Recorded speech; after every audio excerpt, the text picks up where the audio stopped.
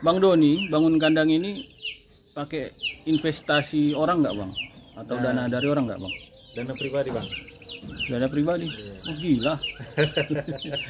Kemudian Bang Don, kalau seandainya ada orang kaya yang mau kasih dana atau invest sama Abang untuk bangun kandang, itu mau nggak Bang? Kayaknya nantilah Bang, dipikirkan dulu. Dipikirkan dulu Bang ya? Dipikirkan dulu. Oke Bang, terima kasih Bang jawabannya Bang. Nah Sobat Dokadil, itu pertanyaan saya kepada Bang Doni terkait investasi. Nah, pada video kali ini kita akan membahas terkait investasi peternakan. Saksikan terus sampai akhir video dan jangan lupa subscribe channel Dokadil Institute. A few moments later. Sekitar tahun 2015 2016 lalu saya memang sudah membuka peternakan sapi di kampungnya bapak saya. Alhamdulillah berjalan lancar dan alhamdulillah memberikan keuntungan baik secara ekonomi dan sosial bagi kami. Nah, beberapa waktu kemudian ada beberapa penawaran investasi yang ditawarkan kepada saya.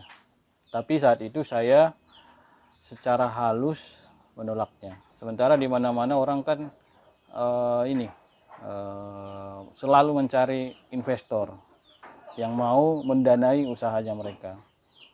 Saya menemukan satu video yang cukup menarik. Kenapa saya menolak investasi itu? Nah, penasaran bagaimana cerita saya terkait investasi di bidang peternakan? Saksikan terus di channel YouTube Dokadil Institute. Channel berbagi ilmu, informasi, dan pengalaman terkait peternakan dan kesehatan hewan.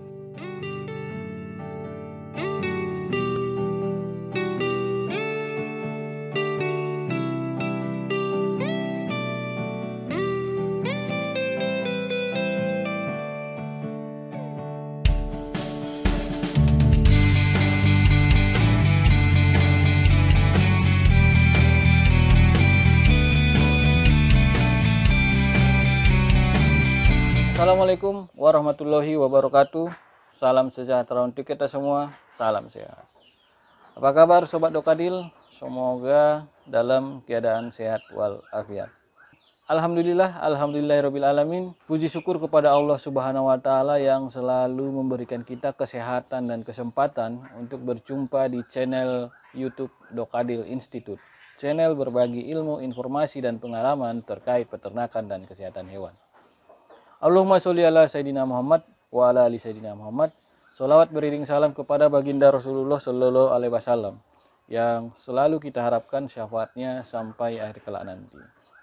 Ini sedikit informasi bagi Sobat Dokadil. Investasi peternakan ini sebenarnya cukup menggiurkan. Cukup banyak orang yang sudah melakukan investasi di bidang peternakan. Buktinya di Indonesia cukup banyak peternakan yang sangat maju sekarang ini. Contohnya di peternakan ayam itu jor-joran banget itu. Sampai kandang close house juga pun kandang close house. Sekarang beternak ayam itu nggak hanya sekedar beternak ayam kasih makan lepas ya. Sekarang beternak ayam itu sudah pakai kandang close house dan bahkan mini close house dengan biaya yang lebih minim lagi, sehingga masyarakat ataupun investor yang maaf cakapnya tidak terlalu punya modal besar, namun sekarang sudah bisa punya kandang close house. Kemudian di peternakan sapi juga, investasi di peternakan sapi ini ngeri juga. Sampai sekarang ada importir sapi yang cukup banyak ke Indonesia.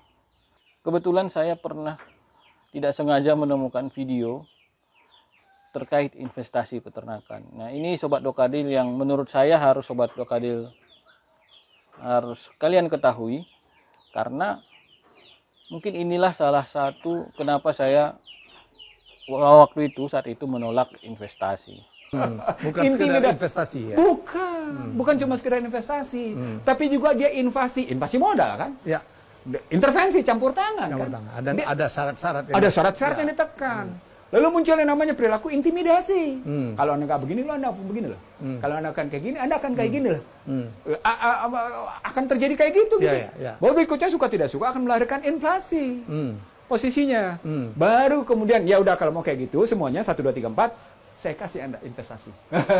Dengan dampaknya macam-macam kayak gitu, gitu ya. Seperti sobat Dokadil ketahui, di video yang saya jumpai itu ada 4 elemen investasi. Yang pertama invasi, kemudian yang kedua intimidasi, yang ketiga inflasi, dan kemudian intervensi yang keempat. Nah, ini sebenarnya hanya kiasan saja ya, artinya tidak saklek secara gamblang itu artinya. Ini hanya memudahkan Sobat Dokadil, memudahkan kita semua dalam mengartikan mengartikan investasi ini. Nah, yang pertama kita membahas tentang invasi. Nah, invasi yang dimaksud di sini adalah bukan invasi peperangan, serang menyerang, militer, invasi militer, bukan. Invasi yang saya maksud di sini adalah invasi dana. Karena kenapa terjadi invasi dana? Karena di sini terjadi perpindahan dana, yaitu perpindahan dari investor ke pengelola ataupun yang mengerjakan program ini. Ya, tentunya ya sama sebenarnya invasi artian umum, ada perpindahan. Nah, dalam hal investasi ini ada perpindahan dana. Kemudian intimidasi. Intimidasi ini semacam apa ya? Kalau maknanya sih konotasinya konotasi negatif. Nah, yang dimaksud intimidasi di investasi ini adalah investasi ini akan berlangsung jika syarat-syarat yang dipenuhi, syarat-syarat yang diajukan dipenuhi. Dengan dipenuhinya syarat-syarat ini, maka terjadilah invasi dana tadi, perpindahan dana tadi. Nah, yang pertama, kalau menurut saya ya, yang pertama itu pengelola dana ini harus kompeten. Kemudian dia mempunyai latar belakang yang menurut investor bisa dan menurut investor layak ataupun cocok. Kemudian pengelola dana ini ataupun pengelola program ini harus sanggup, mampu, dan bertanggung jawab dan bisa dipercaya. Nah, ini sebenarnya kembali ke investornya, apa yang dipersyaratkannya, apa yang diintimidasikannya sehingga terjadi investasi. Kemudian inflasi. Nah, inflasi ini kalau secara gamblang artinya kan kenaikan harga barang dan jasa. Nah, di sini maksud dari inflasi ini adalah tawar-menawar antara investor dan pengelola dana.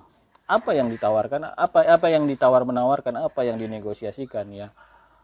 Ya ini ya semacam misalnya investasinya 1M yang biasanya dapat 100 paket, ya otomatis investornya melobinya ataupun menegonya sehingga dapat misalnya 150 paket, ataupun misalnya investor ini dengan dana 1 miliar ini fasilitas yang diperoleh dinaikkan lagi. Nah, itu maksud saya inflasi, ada tawar menawar. Nah, kemudian yang keempat atau yang terakhir ini intervensi.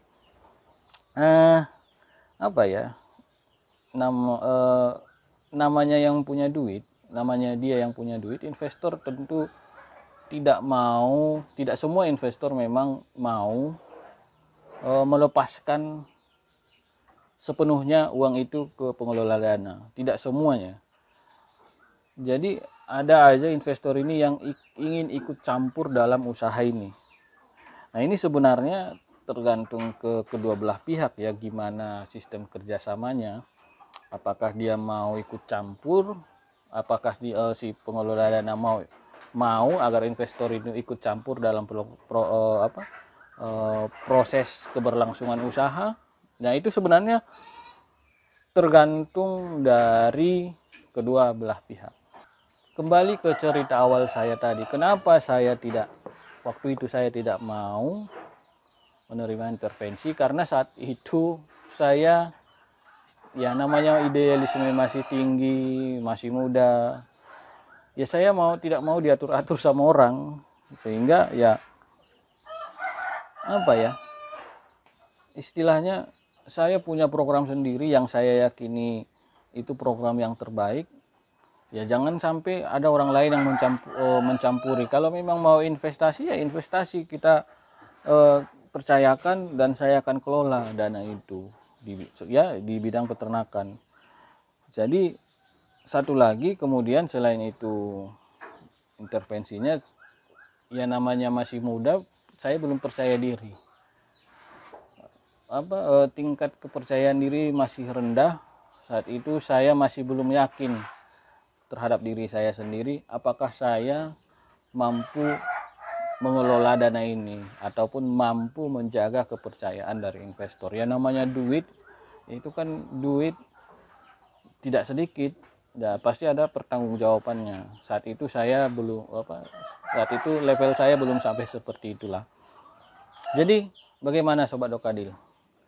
Apakah ada Sobat Dokadil yang punya cerita tentang investasi dengan keempat komponen tadi, yaitu invasi, terus intimidasi, kemudian inflasi, dan intervensi? Jika Sobat Dokadil punya cerita menarik ataupun cerita yang perlu diceritakan, silahkan ketik di kolom komentar. Kemudian jika Sobat Dokadil merasa video ini bermanfaat, silahkan sebarkan video ini kepada rekan-rekan yang lain sehingga manfaat dari video ini semakin luas lagi. Oke, demikian Sobat Dokadil, terima kasih sudah menonton video ini sampai akhir. Wabillahi taufiq wal hidayah. Wassalamualaikum warahmatullahi wabarakatuh. Salam sejahtera untuk kita semua. Salam sehat.